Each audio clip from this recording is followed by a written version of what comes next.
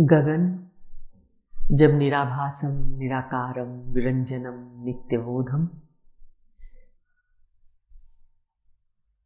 ये जब अंगन पे समाता है, अंग की नजदीक,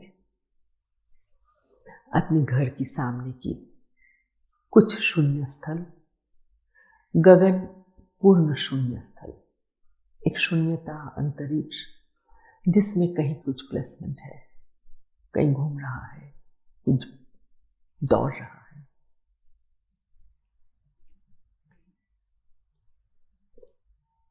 महाकाल है, काल की गिनती नहीं है। अगर समयहीनता भी है कहीं, समयहीनता, वायुहीनता, भूमिहीनता, अगर भूमिहीनता है, वायुहीनता है, तो समय भी कभी कभी ऐसे ब्लैंक है, हो सकता है। फिर ऐसे भी प्रश्न आता है, आप कहते हैं समय ईश्वर है, फिर समय क्या ईश्वर के अंदर है? फिर समय है कहाँ? हाँ, काल, समय वहां पे विलीन होता है, समय खंडित है। ये शब्द काल एक एक अवस्था है, हर एक अवस्था में समय जब प्रवाहित है, जैसे घड़ी में हम समझने की कोशिश करते हैं। शुरुआत हुई थी सन की जो क्लॉक है उससे, सर्वप्रथम, अर्थात सन की जो चलना है वो कब कितना कहाँ शैडो गिरता है, इस हिसाब से सन डायल यानी सन क्लॉक बनाया जाता है, जो घड़ी में समाहित किया है इंसान।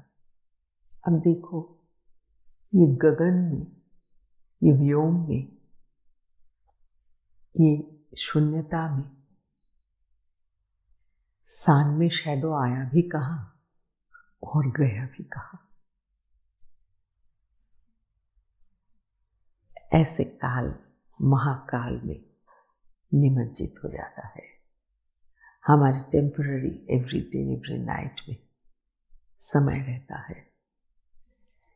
कुछ समय काल को हम कुछ दिन पकड़ के रखते रखते फिर याद भी नहीं रहता है वो काल कब गुजर गया। तुम्हारे बाल्यकाल, किशोर काल, यौवन काल ऐसा गत होते रहते हैं। उसके बाद भी प्रौढ़ता, वार्धक्य आता है, सुंदर ताने हुए सारे स्कीम कुंचन आने लगता है। काल, काल के गर्भ में जो महाकाल में है, महाकाल को जो छू लेता है वो तो महाकाल में चला जाता है।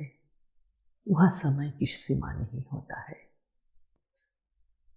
ये देह में हम बहुकाल बिताते हैं। बाल्यकाल अब दिखते नहीं है, लेकिन गगन में कहीं होगी। किशोर काल दिखता नहीं है, लेकिन कहीं होगी। हो सकता है ना, यानी उसे लो। हम ऐसे कह सकते हैं, क्या पता समझ नहीं है, इट्स ट्रू, लेकिन ना कैसे कह देंगे? अगर बाल्यकाल, किशोर काल, यौवन काल ऐसे कोई गाथा रह ना जाता, कहानी में, पुराण कथा में आता कैसे? जो कोई ईश्वर की जो आकृति में हम श्री कृष्ण को मानते हैं, श्री गणेश को भी मानते हैं, उनको एक बाल्य रूप मानते हैं, एक बड़ा रूप मानते हैं।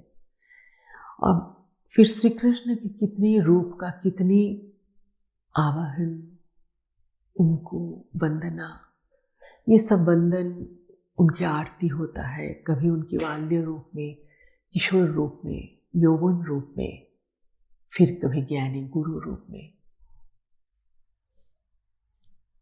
ये अगर लिखने के लिए किसी की बुद्धि, जात तो शब्द है ना, बुद्धि में आए वो लिखते गए।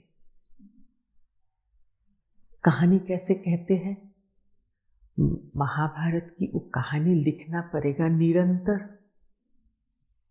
अगर समझने जाओ ना हर शब्द की बात में क्या है, तो जिंदगी की काफी पल काल में काटेगी, समय में नहीं, और धीरे धीरे महाकाल की ओर जाएंगी।